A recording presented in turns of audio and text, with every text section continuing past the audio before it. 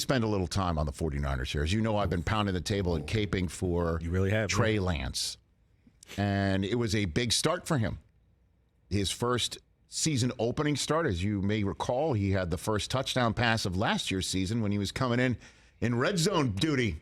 Remember that was the plan going in last year? Jimmy G starts, and he'll be the guy between the 20s, and then inside the 20s you might see Trey Lance a little bit because the run-pass stuff works a lot better when you are afraid of the guy who might keep it and run it. And Lance had 13 carries for 54 yards on Sunday in his first season opening start.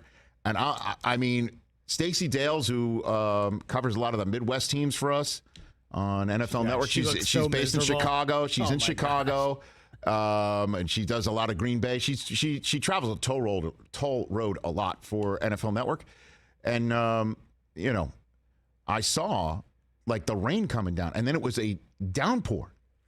And they took the tarp off because guys have to warm up, and they started squeegeeing water off of the new Bermuda grass. And I kept thinking of, Carl Spackler, what else might be in the grass, right? So heavy stuff's not coming down from but the heavy stuff came down.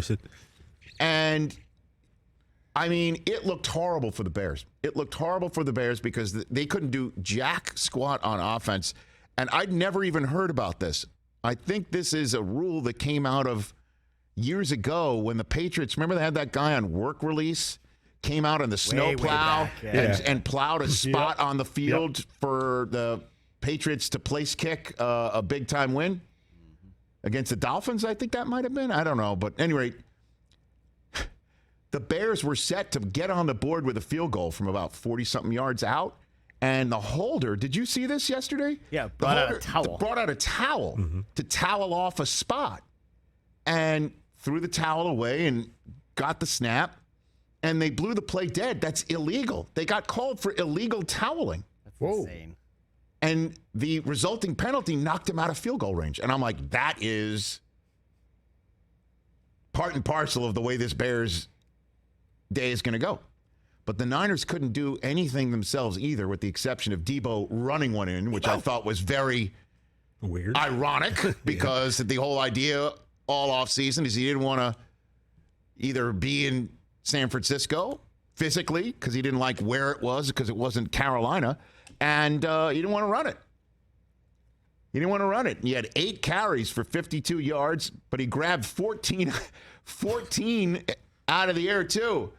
And that's the sort of stat line you need from Debo, certainly in a mosh pit rain, but Lance couldn't do anything in that rain.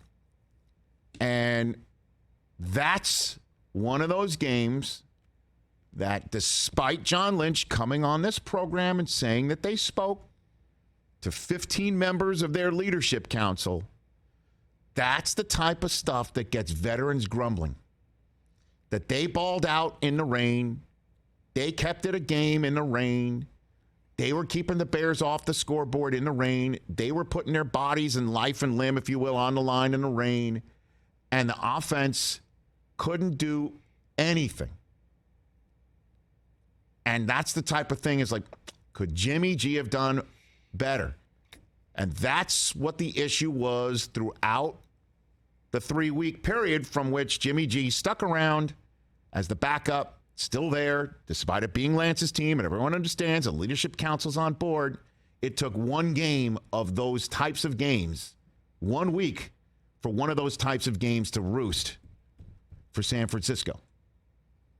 Marathon, not a sprint. It's something to keep your eye on, because if this continues to go on, that's what leads a coach to say, maybe we sit him down for a little bit longer. And off of that performance, I'm already hearing, with Dak out, maybe it's Jimmy G time in Dallas. If I'm John Lynch, and if I'm Kyle Shanahan, and I saw what I saw out of Trey Lance, despite it, you could just say it was the rain. You can't really evaluate. Let's get him out there in Santa Clara where it's not going to pour, even though that's exactly what happened in a game against the Colts last year on a Sunday night.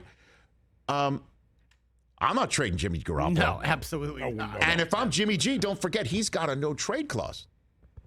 But you want to go some spot where you know that Dak's coming back in 6 to 8, and that's Dak's spot because he's paying $40 million a year? Hell no. That's the problem. Yeah. Hell no. And that's the problem with Dallas trying to figure out what's next for them. Is it Cooper Rush or is it not?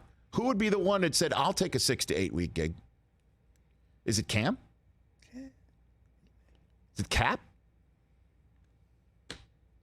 Boy, would it be wild if circumstances brings Jerry Jones and Colin Kaepernick together? Circumstances to do that. Unfortunately, that ship has. I believe it has. Long sailed. Well, look, man, you want to try and win a championship this year. Is Cooper Rush the guy? I'll tell you what, off of what I saw from the Niners, Jimmy G is staying put.